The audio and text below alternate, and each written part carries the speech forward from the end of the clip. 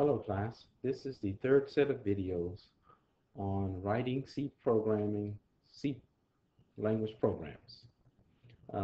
I've completed program design and using Visual Studio in the first set of videos. The second set of videos was creating programs using Visual C++ Express, some of the basic programming steps. And now we're going to add another set of videos which uses some of C language's control statements.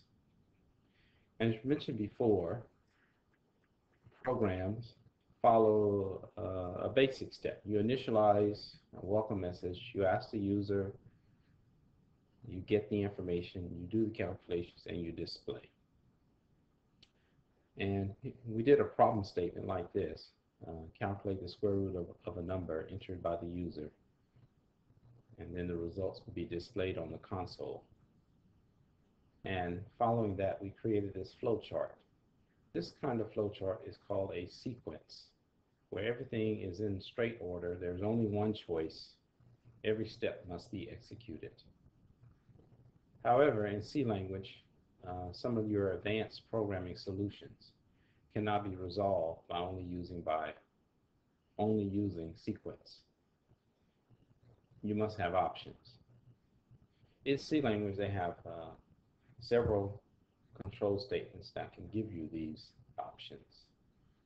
The if statement allows you to have a choice depending upon the results of an expression that you state. If the expression is true, it will execute this statement. And if the expression is false, it will execute the second statement. So we will practice learning how to use this control statement. The flowchart for this type of statement looks like this. You have some type of initial condition, and then you will check using a question whether that condition is true or false. If the condition is true, then we will execute for procedure B. If it's false, we will execute procedure A. So basically, what we're saying is that now we have two options for our solution, depending upon whether the condition is true or false. Actually, it depends on this value here. So this gives you more flexibility in programming and allows you to solve more complex problems. Let's look at the problem statement that we had before. Write a program that will calculate the square root of a number entered by the user. The results will be displayed on the console. Well, here's a problem with that. Suppose that you want the user, not thinking, enters a number like -20. Well, in traditional programming, this cannot be evaluated.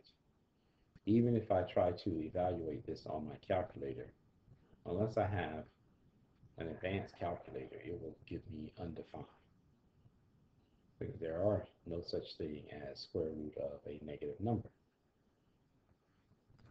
So we need to protect our program from trying to do this calculation. Therefore, we add another option. And the option would be, if the user enters a number greater than or equal to 0, the program will calculate the square root and the results will be displayed. If the user enters a number less than 0, the program will display a warning message. So we basically can say that if this statement is true, it will proceed to do the calculation and display the results. However, if it's not true, if the user enters a number that's less than or equal to 0, then we will display a warning message. So it's the first decision that you make in programming. In the next video, I will explain how to actually write the program to solve this